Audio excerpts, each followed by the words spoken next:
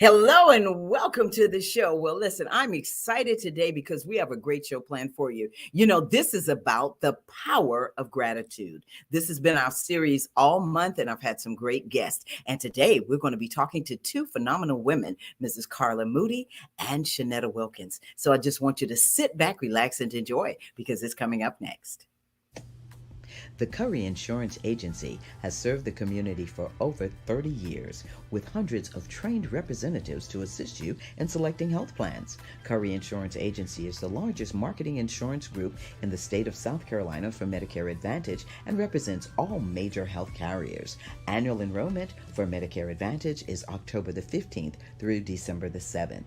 Curry's motto is people don't know how much you know until they know how much you care. Call Curry Insurance Agency today at 803-536-0889. Welcome back to the show. Well, I'm here in my studio. Yes, and I'm excited. And I said this is about the power of gratitude. And I am just so grateful to God for what He has done in my life and continues to do. I always talk about what's on my mind. Well, what's on my mind today is I'm grateful, y'all. I am grateful. I don't know about you, but we're getting ready to go into the season of gratefulness. And I only say the season of gratefulness because a lot of times people decide this is the time when they want to be grateful. Well, we need to do that year round. We need to be taking care of each other year round. As I always say, be a blessing to somebody because you never know what somebody's going through. And so we need to be grateful for what we have, where we are. We need to be content in whatever situation we're in. And so today, what's on my mind? I'm grateful. And I have one special lady that I am excited to introduce you to. Well, guess what? She's a mother. She's a wife. She is a retired nurse. She is the co-owner of C.D. Moody Construction Company with her husband. And I mean, when I say phenomenal, this couple is a powerhouse couple. But I have the pleasure of introducing you today, Miss Karla Knox Moody. Come on out, Miss Karla. Hello, good evening.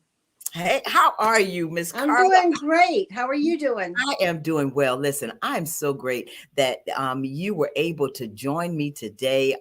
And again, happy 39th anniversary to you and Thank David. you so much. Thank you so much. Yes, yes. And as I told you, this is the look. You're the first person that I have interviewed with doing this in the studio just like this. Mm-hmm. And so I thank you so much Well, for congratulations on your new studio. Well, thank you, thank you, thank you, thank you. I really appreciate you. All right, Miss Karla, you're a trailblazer. Yes. And I want us to talk about Karla Knox Moody because reading your story, talking with you, talking with David, you all are so transparent. And there's a lot that you all have been talking about and being grateful. And this is the power of gratitude. But before we talk about that, I want you to kind of tell us a little bit about yourself and talk about being this retired nurse now, being a nurse. How did you start? What did you do? What made you want to become a nurse? Well, I was always interested in science, and I started off young as a candy striper, and I liked the hospital setting, so I always knew that I wanted to be within the hospital somewhere. And I was taking classes all along, but never could decide really exactly what I wanted to do. I started off actually wanting to be a mortician, and I went to Eastern Michigan University, and I was looking at that program, but then I didn't really want to go to Wayne State University at the time. So I just kept taking a lot of science classes, and then we got married and moved to Atlanta.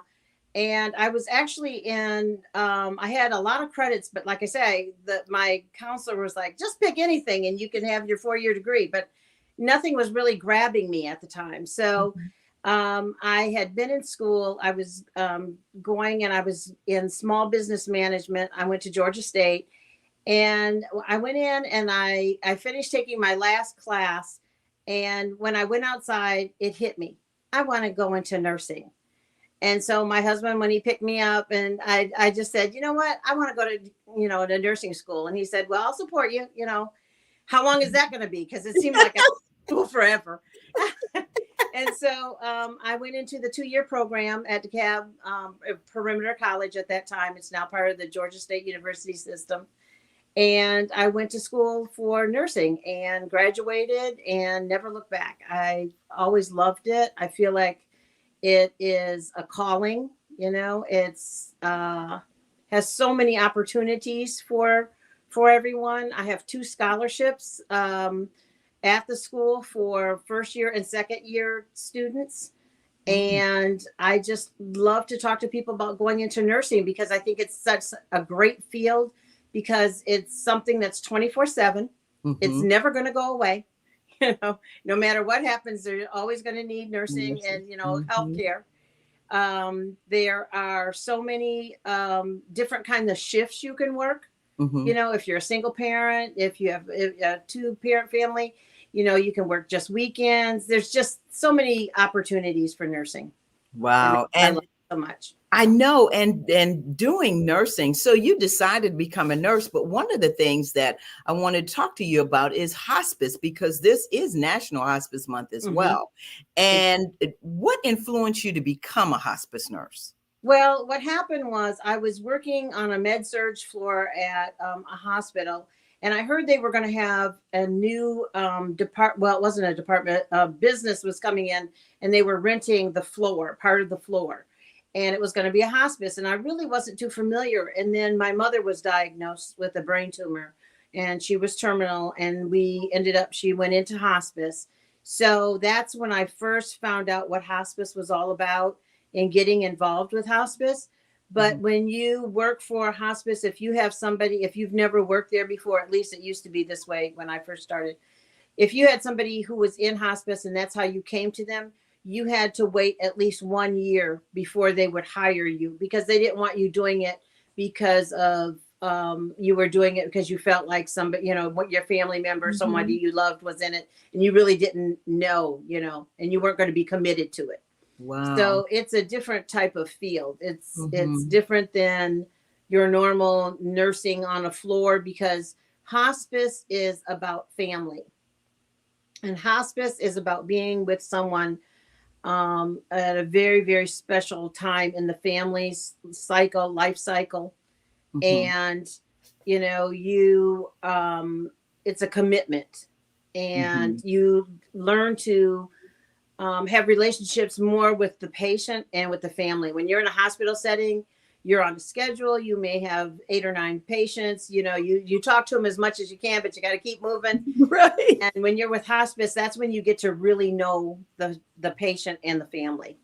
Well, being a hospice nurse, talk about the definition because hospice doesn't always mean that it is terminal. Am I correct in saying No, that? it does mean that It, hospice mhm. hospice was first started. It was patients who had 6 months or less of life expectancy. It's been changed over the years now. Mhm. There's different. They have different diagnoses that you would then qualify for hospice, but you might not be at that time. At the very end, Mhm. but it is meaning that they are no longer going to do curative measures. They're basically doing things that will help the patient with symptoms, Mhm. managing their symptoms at end of life, helping the family get ready, Mhm. and letting the patient die with dignity. Mm. And so that experience, being a hospice nurse, how did that affect you and or your family? Because I can only imagine working with somebody and their families who are terminal, and Mhm. how does that affect you? I asked psychologists this, I asked Mhm. psychiatrists this. You deal with people every day like that. How does Right. that affect you? It really gives you a different perspective of life. It gives you when I got into hospice, I appreciate so many more things, like you were saying about gratitude. Mhm. I am thankful for my health, and my relationships and family. I look at things totally, I think totally different from a lot of people because I'm looking at what is the most important in life. And when you get to the end of your life, no one is thinking about the car they drove, the size of the house they had. They're looking at their relationships with their family and love of their family, and wondering, like we all do, where am I going from here? Those Mhm. types of things. Nobody is really focused on the material things anymore. And you That's can right. even see that as they start, when they start in the program, and as they progress, how they start to let go of a lot of things. Mhm. Those things are no longer important. And Miss Karla, Material things. yeah, and what was the hardest part about being a hospice nurse? I think the hardest part is when they are leaving and when they pass on, because you have to be there for the family. As the nurse, you're there to help the family. And I always tell people, hospice doesn't mean that someone's coming in and taking over. Hospice is about assisting the family with that patient. We look at their symptoms and try to keep them comfortable at all time, and helping them to be with their family during that time. Mhm. So the hardest part is getting to know them, Mhm. because there's, even though they're in hospice, there's times when you sit and you talk and you laugh and Mhm. you hear their stories and everything. And then when they go, you're like the family. You do miss them and you cry. Mhm. Yeah. And that's the hardest part, is trying to do your paperwork without, Yeah. crying all over it. I can only imagine. So, one of the things that, as we were talking before, I wanted to ask you, can you share an experience that touched you the most while being a hospice nurse? Mm, One of your cases. let me see. One of my cases. I think one of my cases that I had, and it wasn't just because she had given me something, but I had a patient who was older, and we would sit and talk about what life was like when she was young. Um, she was not a woman of color, and so I got to see a different side of what her life was like, dealing with change throughout her lifetime and everything. And she would knit and crochet. And she used to make me laugh all the time. And one day she said, "What's your favorite color?" And I said, "Well, I really like red." And so she made me this feather boa that I still have to this day. And she Oh. said, "When you put this on, always think of me." And Oh. she just really made me laugh. And I used to love going over to her house, because sometimes after we got done with the hospice part of it and doing the things that I was required to do while I was there, then I painted her nails, and Oh. we'd sit and talk and things like that. So Wow. So when you say some of the hospice things, did that include like taking blood pressures and all yes, those types yes. of As things a like that? nurse, you go in, you do assessments of the patient. You are, as the nurse, I did home care. I also Mhm. did inpatient, but I really love the home care the most, because the patient is in their own home, and they're less inhibited. They feel comfortable. They can say what they want to say because it's their home. Mhm. And so you go in, you are the eyes and ears for the doctor, because in the hospice there's 5 disciplines. There's the nurse, social worker, chaplain, CNAs, and volunteers, and that Mm. makes up a team. And Mhm. so you have a medical director, and once a week we would sit down and go over. Everybody would sit there at the table and go over their cases. And so you are the eyes and ears for that doctor. And so you would, go over your notes, go over the medications they're currently taking. If you think they're going to need to be bumped up on pain medication, you talk about that with the doctors, the social workers there. Everybody weighs in, um, Mhm. which is really nice, because in today's society, in today's medical field, you're pieced out. You might Yeah. see a cardiologist, you might see a different doctor, and they don't seem to talk. And Right. so with hospice, you have a team, and that team stays together. Wow. And so that team is who helps the family. Wow. That's great because it's all about teamwork. Yes. And I have had relatives that have had hospice nurses, Mhm. and they became part of the family. Exactly. And yeah, yeah. So, and I know with your personality and all, that's easy. That's easy. Everybody, I Yeah. love Miss Karla, Miss Karla. Mhm. So let's talk about stress. Did you ever feel that while you were a hospice nurse that you ever were at a point where you were stressed? Oh, yes. I had quite a few patients. I had a large area that I drove to. I would drive to each person's house. And when you get into hospice and you get to know people, you start worrying about them when you're not even with them. Like, how Mm, are they doing? You know, they didn't call, but I know that somebody in the family's struggling, or, and so they would be on my mind. mhm, And it was interesting. I had to tell you one story that my husband always talks about when I was in hospice. I used to go to patients, like I say, I go to their home and everything. And I had a couple of patients say to me, "Who is that person that I brought with me?" And there's nobody there. And they would be looking in a corner and saying, "That guy right there." And, people will say, mm, "Well, they had dementia, or they this, that, and the other." But you have to be in hospice to appreciate it and understand where they are and what's going on. And mhm, I believe in a life after. mhm. And patients often talk to people who have gone before them. I've seen patients reach up and look like they're taking someone's hand, and then they're gone.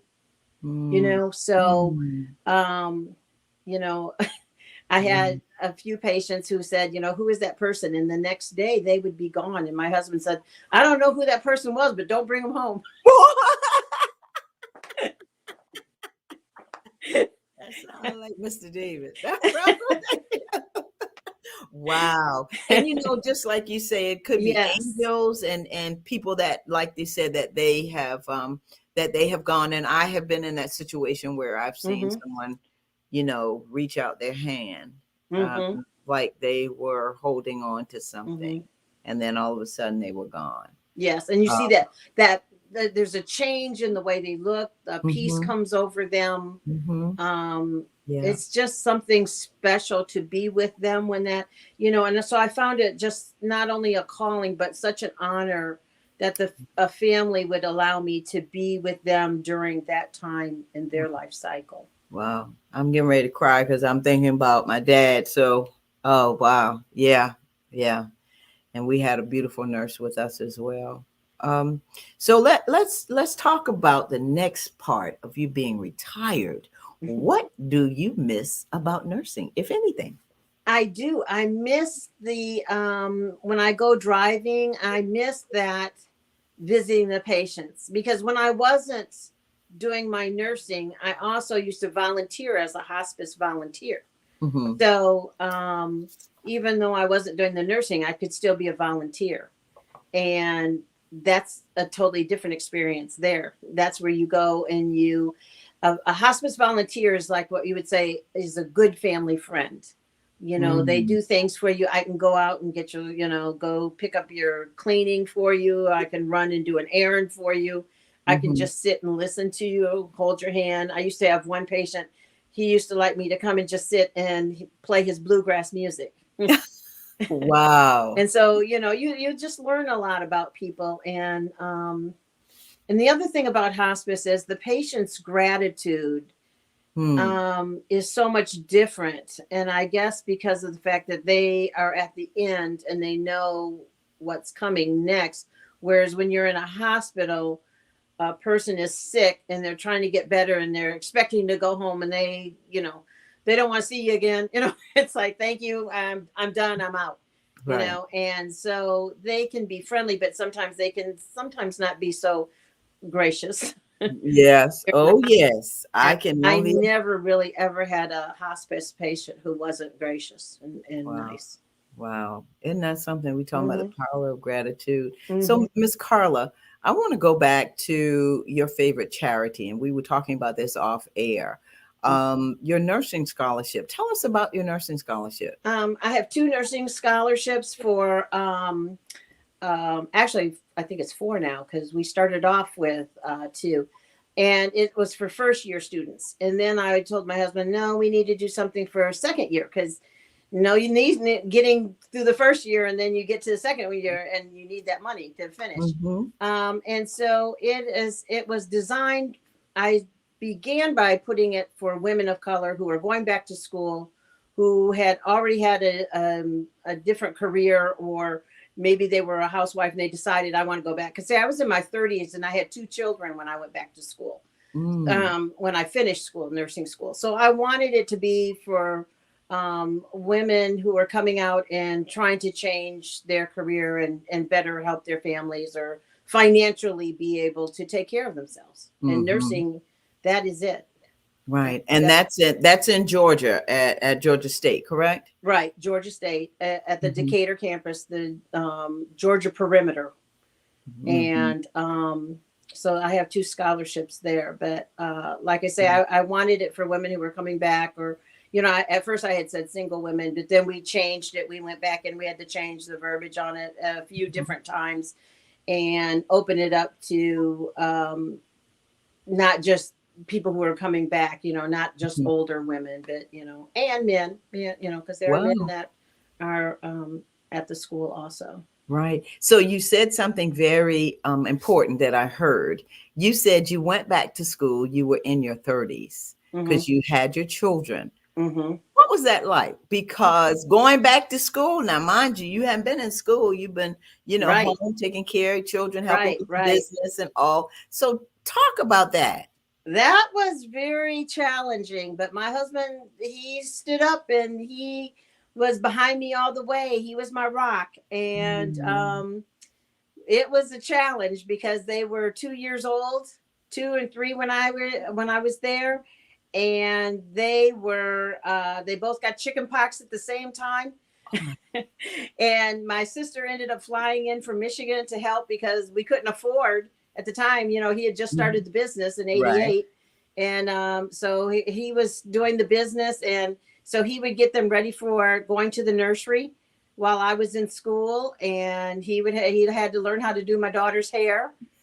And that was a hard time. But what I did is when I was in school, once I started working, once I graduated and I worked, I was doing the nighttime. We always made the reason for me to go to nursing school was to financially help us because we were struggling. He had started the business. So I would work nights and weekends, and then that way I wouldn't need a babysitter. He would be home and on the weekends. And then that way we helped each other go through that part. And what was it like being in school? Because you were in your 30s. So just imagine your classmates were 18, 19 years old. How was that? The average age, and that was one of the things, the average age of my class was like 34. Really? You know, there were not a lot of young, you know, like 18-year-olds in our class. It was a lot of people who had decided, you know what, I want a different career. They had come out of school at 18 and did whatever. And then they just said, you know what, I want to go back to nursing school. So we had some older, you know, we had some 40s and 50s, and we had a few young ones scattered in there, but not a lot. Oh, wow. Oh, wow. So that was great because now you all have a little something in common. Right. With your classmates. And so it was easier. My study group, we all had kids. And so we all knew what it was like, you know, because if your kids get sick, when you're in nursing school, you can't say, I can't come today because, when I started nursing school, the second week I was in school, I had on a uniform and I was on the floor at a hospital. Really? Oh, yes. They're like, because I was in a 2-year program, not a 4. So they cram it all in 2. Fast track. So it was like, you hit that floor that first week that you were in school. Oh my goodness. So wow. So you had to hit the ground running. Yes. And if you had to do it all over again, what would you change or not change? if I had it all to do all over again, I don't think I would change anything. I had great people. I had great support. You know, some of the teachers at the school, that the nursery that they went to, Mhm. they knew that I was in school and that we were doing this business, and so they took the kids home. You know, if David couldn't be there, school was over at 1:30 and I wasn't done till 3 o'clock, Mhm. they would say, you know, they took the kids home, and I would go pick them up at their house. You know, Wow. Miss Rose, she was a real lifesaver when I was in school. She was a teacher at the nursery school, and then she watched them after school. Wow. And look, you don't have that family, that neighbor much Right. anymore. No, So my mother and my family was in Michigan, and we were here. right. So, you know, and David's family was up in Michigan. So I didn't have the, aunties and uncles and all, that kind of stuff here to Right. help. So it was Yeah. find a good sitter. That's wonderful. So I want to talk with you, and we don't have a whole lot of time, but it just as we were talking about being a nurse, now with COVID going on, what do you think you would be doing if you were still practicing, if you were still in the nursing field? If Would I you was be? still in, and there was times when I thought about going back, and then I Mhm. thought, I'm 65 now, and Happy birthday. it might sound selfish, but I'm at this point at 65, I'm like, I want to enjoy my family as much as I can, and I don't want to put them or Mhm. myself in harm's way. I do have friends who are nurses who are working still, and it's been very hard. I mean, I've talked to them at the height of this last year, and I was like, "What's going on at the hospital?" And they were like, "We don't have the correct PPE stuff. We're having to Mhm. wear the same mask all week, Mhm. and we're basically kind of like feel like we're forced to work, or if you don't come in, you're gonna, we're gonna have to fire you or let you go." And they were like, "We're the Wow. breadwinners of the family," some of them, and they were like, "We can't do that." I remember my one girlfriend said that sometimes you come in and you find some nurses off to the corner crying because Yeah. they were so stressed from all the work that they were doing, plus being afraid that they're going to take something home or something Mhm. was going to happen to them. uh, Wow. I know somebody right now who have a family member. She's young and she was in another state, and she just recently moved here to work in the hospitals, and they're making $100 an hour. Yes. Hmm. Yes. But Can I'm you? like, $100 is not enough if you start looking at what could, for Mhm. me, it's That's not enough for me to think, do I want to trade that money in for my life right now yeah. at And 65 years old? Like I say, yeah. I did my And time. yeah, you did I've your done my time, and yeah. congratulations. Congratulations. But So I mean, so Miss nurses they are so needed, and I'm so grateful for all of those that go in. But I mhm. feel for them, I really do. Yeah, me too. Me too. Having Hmm. been in the health field as well, and health profession, it's just one of those things where you look and you say, God bless you. Exactly, God bless exactly. you, because you just don't know what's going to happen from day to day. Hmm. And but we thank you for all of your work as a nurse. Thank you for being our shero, and all the years that you took care of patients, and helping them through that time. Oh, I hear. Oh, I know whose baby that is. My You grand fur y'all baby. babysitting, or is has he decided to stay? He's decided to stay. Oh my goodness. Oh wow. Isn't that something? So Miss Karla, what's next for you? What is next for Karla Well, Moody? the one thing I was just telling someone the other day is I do miss my volunteer work, because right now, so many things, like I used to volunteer for an organization called I Care, and we would pick up people in DeKalb County who didn't have a ride to the doctor, take them to the doctor, sit and wait for them, and then take them back home for free of charge. And I Oh, really enjoyed that too, because I got to meet a lot of people and everything. It's usually for people who are over 65, and I really enjoyed doing that, meeting different people, and like I was saying, like you were asking me, what do I miss about my working is I miss going driving to different areas that I never mm, knew before, because I'm mhm, kind of like out in kind of a rural area. That was mhm, my area that I was assigned to, And so it's really nice to get out there and drive, listen to my jazz, and Mm. as I'm All right. driving and get to the next place and take my time, Yeah. Wow. That's great. Miss Karla, I tell you what, we're running out of time. It's always so great to talk to you. But I'm gonna ask you the last thing. What are those three words that describe Karla? Oh, uh, I don't know. It's changing now, through this Yes, pandemic. yes, yes. I don't know. I would say that now I'm learning patience, Okay. uh, gratitude, gratitude Mm-hmm. a lot more. Mm-hmm. Um, we're so grateful for my health and caring. Caring. Patience, gratitude, and caring. Those Mhm. are your three words at this time in your life. So At this when you time in come, my, when it can change Sharon, it. wow, Sharon Rogers said, "Great, great job, Carla. Thank you for watching, Sharon." Wow, that's wonderful. Well, listen, Miss Carla, as always, I appreciate you so much, you and Mr. David, and tell him I said hello. We missed I him this sure will. time, I sure but I will. know And you he's let us listening. know when you're in town.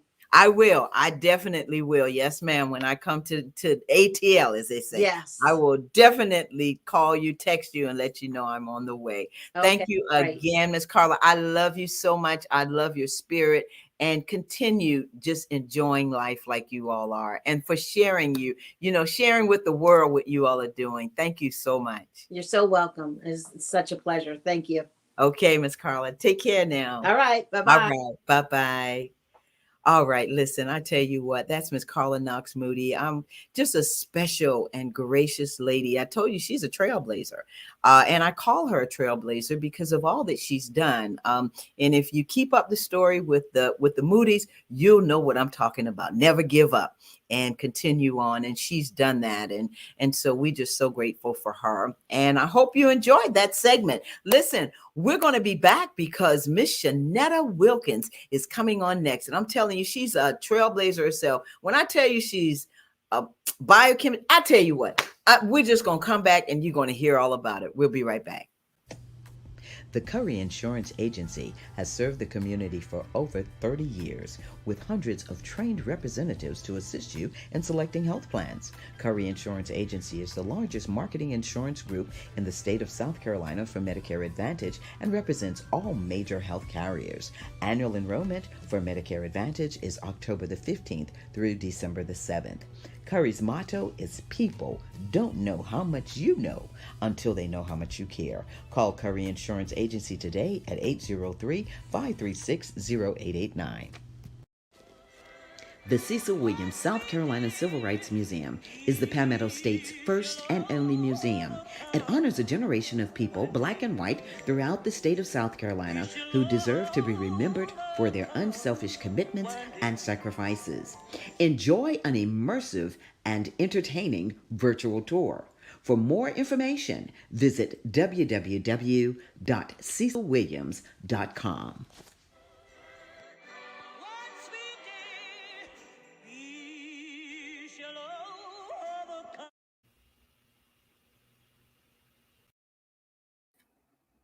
Welcome back to the show. Well, listen, I have the pleasure of introducing you to, oh man, she's just fabulous. She's a biochemist.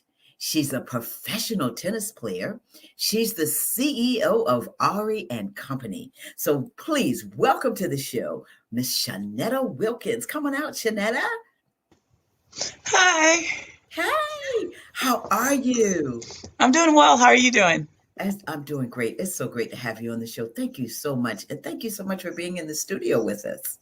Thank you for having me. Oh, of course. Well, listen, we're going to get right to it, Shanetta. So let's talk about this biochemist. I introduced you as a biochemist and professional tennis player. So I want to talk about being that biochemist. Tell us a little bit about you.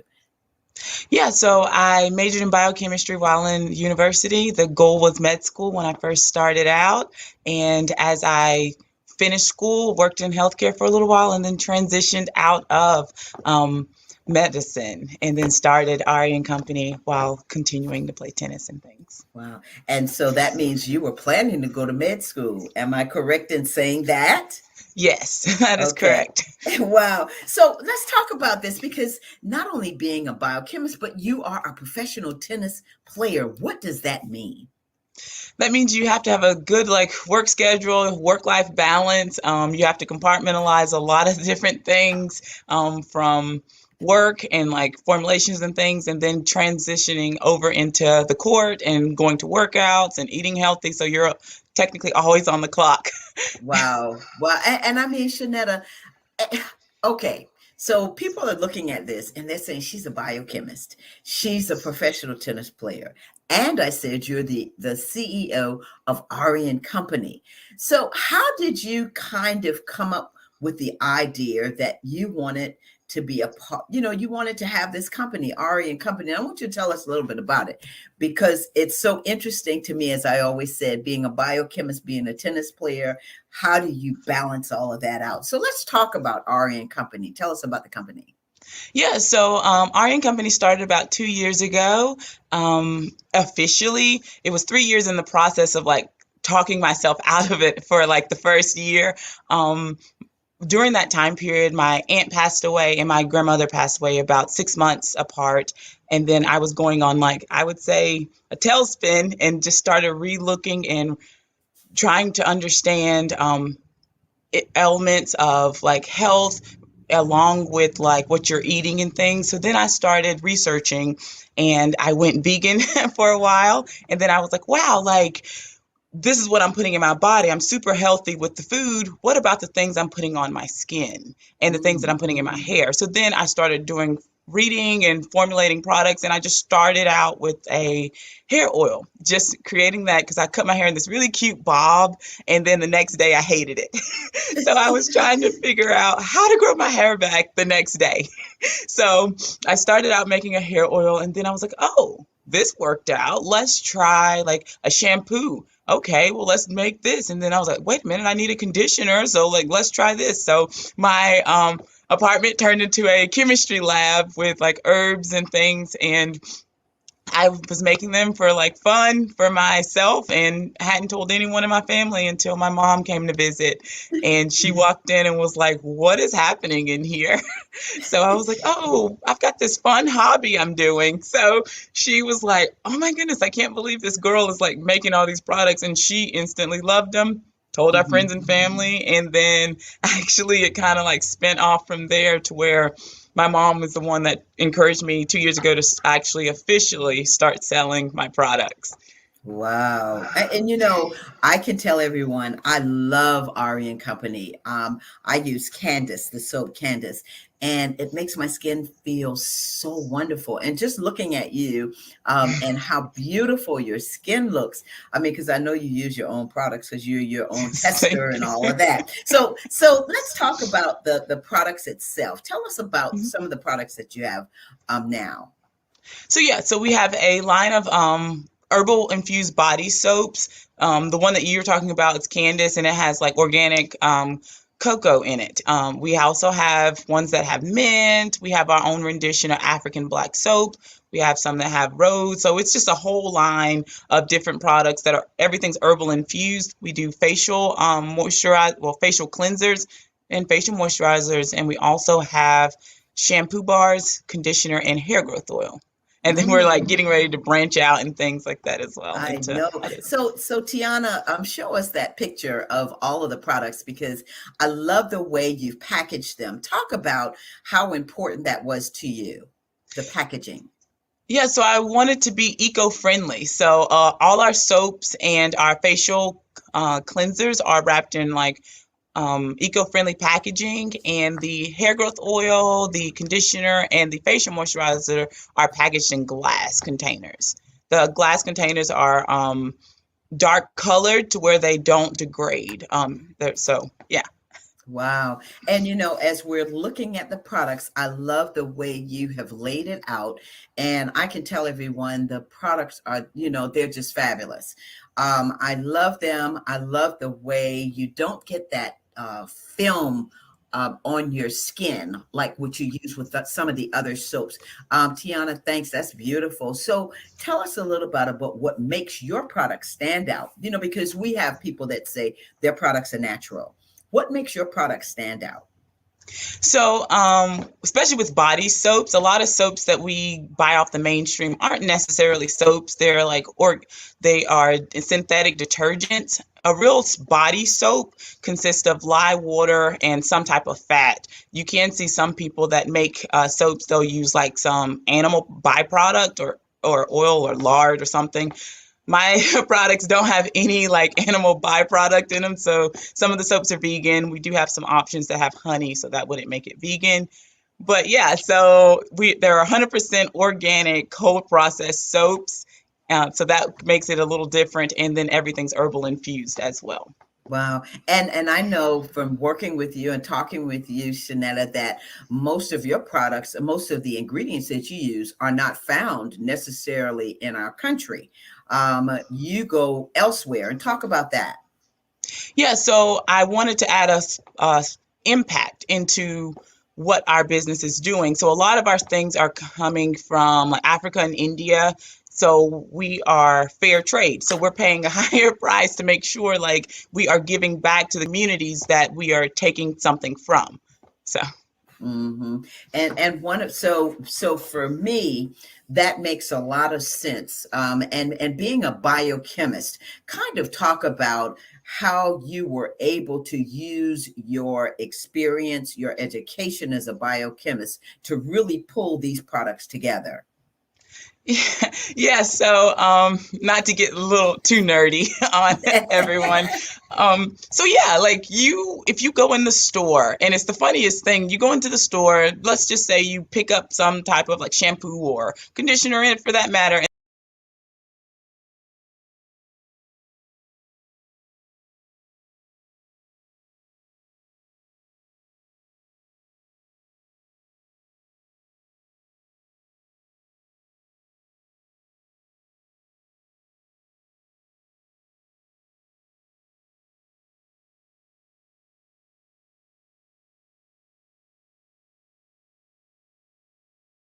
And guess what? It's owned by Sheila Johnson, who is of BET, Sheila Johnson. If any of you know and you read Forbes, you know who she is.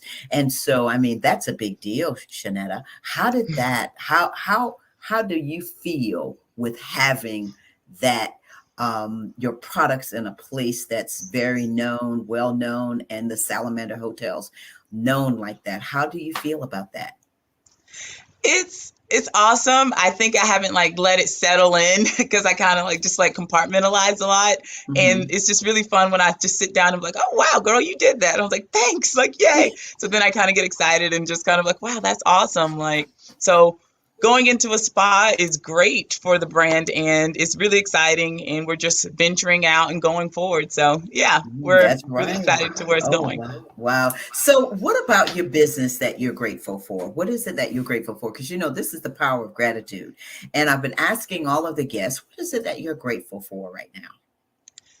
I'm grateful that I was listened and actually did it. I spent a year trying to talk myself out of it and saying like, "Oh, I can't do this. I can't do that. I've never done this." You're a science person. You don't know how to have a business. Like, so I'm grateful for the fact that I did not listen to the negativity and to stop myself. And then actually when I made a decision to go for it, things have fallen into place. And I've met people that I was just like, wow, that was a weird coincidence. But then it's like to the point now that I don't even believe in coincidences anymore. So because I'm like meeting all these people that are saying, hey, you should do this. Hey, you should try that. And I'm like, wow, like this is awesome. So the fact of like not listening to myself to limit myself and then not listen to other people when they try to limit you as well. So I'm grateful for like, no, we're going for it and we're going to see where this goes. So, yeah. Wow. And in other words, it's just like, not giving up, just keep on going. And even now, Shanetta, as a businesswoman, what are some of the challenges that you faced,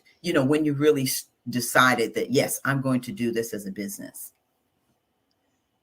So it was first was like getting core values in line and then sticking to them. So when I said I wanted to make sure that I like did fair trade ingredients and knowing like, oh, these ingredients are cheaper, but I don't know how they were sourced and I don't know how that like they're coming about, and sticking to the core principles that I laid out. And I was like, no, we're going to go this way. And other people are like, well, you shouldn't package in glass because this will be more, it's easier. I'm like, no, this is a core value. I'm going to stick along with that as well. And then funding to get people to see the vision, which is an interesting thing because God gave you the vision. They didn't give it to them. So they're probably like, oh, she's crazy.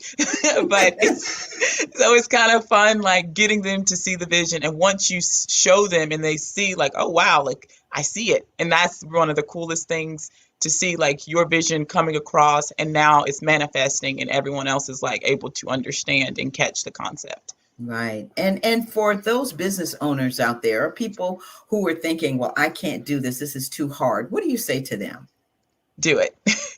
Do it. Like, I mean, there's a reason why that you got this idea. Like, I didn't get that idea that you have. I mean, I got a different idea. There's a reason why, and you're the one that's supposed to bring it out. So if you don't do it, it will never show up.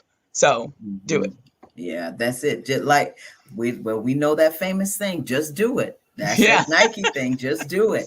And you know, that's great that you said that, because a lot of times, even in the industry, in this entertainment industry, and doing what we're doing here as productions, you know, it's hard. And of course, people, as you know, will give out that negative vibe, but you've just got to keep doing it, and you've got to not give up. And I think that's what I love so much about talking with you and working with you, because you have the tenacity and the dedication to keep moving. And one of the things that I want you to address is the name. Talk about that name, Ari and Company, because there's a special meaning behind it. Yeah. So I had all my products and everything that I was going with, and then I didn't have a name. So I was like, okay, well, it'll just come to me. So, and I started looking around, like looking at names and things. And then for some reason, I come across the name Ari, and I was like, wow, that, I don't know why it's resonating with me. So then I started doing a little bit more research, because I'm a researcher. And one translation of the name means eagle, and the other translation means lion.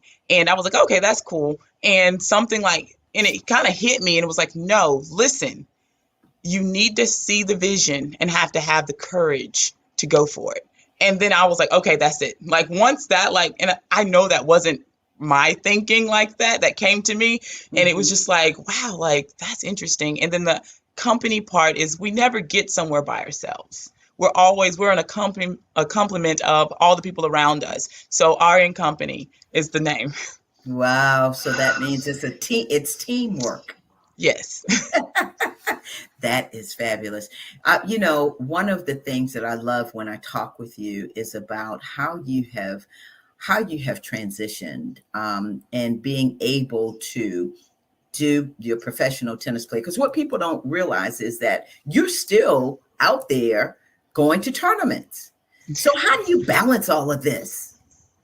It's interesting. It's like, so it's early mornings, late nights, like it's getting up, going to the gym, working out, doing weightlifting, cardio, and then turning around and having to go like research and fill orders and then turn back around and go other places. So it's a lot of like compartmentalizing and scheduling and making sure like you're able to get to this tournament and get there while like, oh, I just got 10 orders. I got to get this out too. So it's very interesting and it's fun. I wouldn't change it for anything. So it's really nice. That's right. And not only that, you have family support, and one of the family members is your twin sister. That you are a twin, and that's something, because I know you and your mother and your sister and all, you all are very close. I know your mother comes and she helps you, and you have other team members that help you. And as you said, it's a company, and that's why I love talking with you, and I love on what you're doing with your product. So what are some of the ideas or some of the things that you have in mind that you want to see happen with Ari and Company in the future? Yeah. So I want it to be more like mainstream, and we want to have products that across the board that are mainstream, like soaps, deodorants, everything that you can purchase like from any other store. We want an herbal like rendition and toxin-free rendition of that. Wow. And so for that to be able to happen, I mean, that's going to take a lot. Yeah. Yeah. And one of the other things that I know it's important to you is community. So I want you to kind of talk about Ari and Company and how you are transitioning that into your community and what you want to see in the future when it comes to working with the community.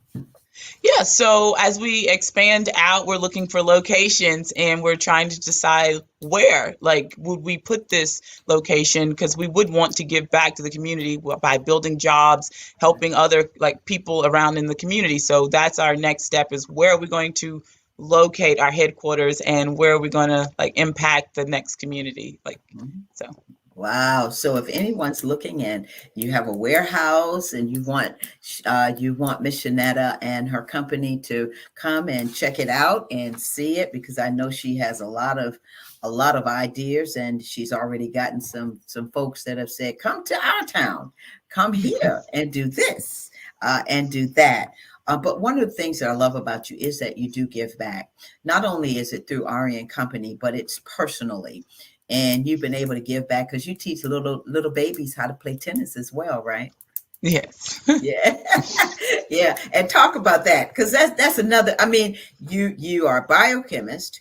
You are a professional tennis player that goes out in on tournaments. You play in tournaments, and then you teach little babies how to play tennis. Talk Yeah. about that. So I work at a local club in Charleston, and so I actually love like working with kids. I've always been really good with kids. I'm not really sure why. It just comes kind of natural. So I'm pretty good with them. So I teach kids from like my youngest has been 3, and then I teach all the way up until adults. Yeah. So at that age, yeah, with a 3-year-old that age is you're building an athlete. You're teaching them how to catch, throw, run, not fall over their feet, where their hands in space and time. So things like that. And it's a lot of fun to just, especially to see them like grow up and progress and start actually playing tennis, something that's similar to looks like tennis as they get bigger and stronger. So it's fun. Wow. Wow. So tell us a little bit about what's next for Ari and Company. Yeah, so what's next? We are planning on expanding our product lines and adding more soaps and conditioners and probably like liquid soap, like shampoos and things like that. And then we're also planning on expanding where our location is. Oh, wow. Now I'm excited about that. And so when we talk about those soaps, because you brought some beautiful mini soaps. Oh, I love those. So when did you incorporate that into the product line? Yeah, so it came about like because everyone talks about like travel sizes and things like that. And I know like hotels do a lot of travel things, and we started going into like hotels and spas and things. I was like, oh, why don't we add mini soaps and things as well? So we started adding mini soaps, and they've been a hit. So yeah. Yeah, and I love the fact that you have those mini soaps, because now you're able to have those as travel. You can take them with you and pack them up and travel with them. And so I'm excited for you about that. I really am. So I asked you what's next for Ari and Company, but what's next for Shanetta? Yeah, so I am still working and playing tennis, and that's what's next. We're getting ready for the new season that starts in January. Oh wow. Okay. So the next season starts in January. So I'm gonna be talking with you, because I was talking with you while you were on the road to Hilton Head and doing the tournament there, and so proud of you and all that you're doing. Just to see you as the woman that you are and as the businesswoman that you are. I commend you so much, Shanetta. I mean, you are just a light. You are just a true light. So I want to find out from you, as I said, what's next for Ari? What's next for Shanetta? But I want you to give us a takeaway, because as people are looking at this, they're looking at it for several reasons. One, the gratefulness that you talked about, and the other, looking at you as the businesswoman. What are some of the takeaways that you want people to know about Ari and Company, the businesswoman that you are, and Shanetta? Yeah. So more about me. Like I like to encourage people, so I'll spend the time like encouraging someone else that's got an idea, just to say like I got an idea, but I don't want to like I've got these obstacles. We'll call it obstacles. Um, Start. You put one foot in front of the other. You'll never know if you don't. And as life goes on, I talk about how my grandmother and my aunt passed away. Use this time to like live and do what you want to do, because one day it will be the end and you don't want to have a regret once you get there. So start today. You don't have to start with hundreds of thousands of dollars. You can actually start with the money that you're working with, like your current job. There's actually a lot of people that have started business during COVID. They started with the money that they had, and now they're doing pretty well. So start your business, and you'll never know. And then the funny thing about it is, as you keep going, you'll start seeing more that's in you. Because I never knew that I could have owned a business. I thought you had to have a business degree to start a business. And I'm a science kid. So I was like, wow, like I got to go back to school. But you don't, like, just start. And everything will come along. And then as you go, you will meet the right people, and they'll get you to the people and things that you need to be at. And so start your business or whatever you're wanting to do, your goal or idea, start. And as a takeaway for my business, as I have started and gone into the process, it's growing and it's like multiplying, and it's going over than what I've already imagined. So, which is an interesting and fun thing. Wow. Wow, that's exciting, Shanetta. Well, listen, my last question for you, I ask all of my guests because I'm writing this journal. What Okay. are 3 words that describe Shanetta? Ooh. I know you weren't ready for that one. I didn't tell you that. 3 words to describe. I would say like, intentional would be one, and then lighthearted, because I've learned to like don't be so serious. And let's see, one word. I don't know. Like I'm like, this is like interesting. It's like I'm on the hot seat now. That one word. I have it in my head, but I want you to say it. Oh, what is that? You're very giving. Oh, thank you. Yeah. I wouldn't pick that one. But you pick the one. Pick the one that's you. I already have it. Yeah. So you have intentional, lighthearted, and I would say more like loving. Like I end up loving lots of people, and I like to encourage them. Like, come on, like, so yeah.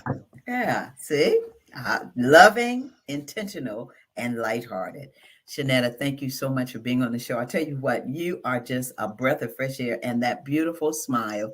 You keep smiling, girl. I tell you, and your business is just growing exponentially. I mean, your business is really doing well, and I'm just proud to know you. I mean, I'm just happy that I had an opportunity to know you and spend time with you and learn about the company and all that you have to offer. And so again, I want to congratulate you on everything that you have done. Thank you so much. Thank you for having me. Oh, you're welcome. Thank you for being on the show. And you have a happy Thanksgiving too. Thanks, you too. Oh yeah, Thanksgiving is next week. That's right, next week. Well, listen, Shanetta, thanks so much for joining me on the show. Love you much, and you'll be coming back next year because I know there's a lot more that we have to talk about. Okay? Yeah. All right. Thank you. Bye-bye. All right, listen, you heard Shanetta Wilkins, CEO of Ari and Company. And let's show Tiana how we can get in touch with her, because she's got her website, she's got her Facebook page, she's got also her Instagram page. And so just want you to get in touch with Shanetta. I'm telling you, you won't go wrong. You won't go wrong. All right, so this has been the power of gratitude. And I tell you what, I am so grateful. This whole month has been about being grateful and what it is to to be grateful to live in this time and be in this space. And I'm just grateful for everyone that has watched the show, that continues to email me, text me, send me ideas, talk with me. I'm grateful for all of the guests that were on this month and that have been on in the past year. And I just want to say thank you. I want to thank God, because without him, none of this would be possible. And as I said, we're in a studio now, and wow. As Shanetta said, it's happening during this time. It is happening, and it can happen for you. So don't give up. Just continue to do it and start today. Okay. So listen, I want to thank my assistant producer, Tiana. Tiana, you are always so great. I wish the best for you. I want to thank my producer, Alicia, who is always tuning in. And again, I want to thank all of the viewers. Thank you so much. Remember, please subscribe to the Tammy TV show. That's on YouTube. And all you have to do is hit that subscribe button. Okay. Next month, we're going to be talking about the power of giving. It's the power of giving. So let's be a blessing to someone today and every day. I want you to have a safe and blessed and wonderful week. Happy Thanksgiving. Remember to wear your mask, social distance, and wash your hands. Again, thank you for joining the show. Until the next time, happy Thanksgiving. Take care of yourself. Bye-bye.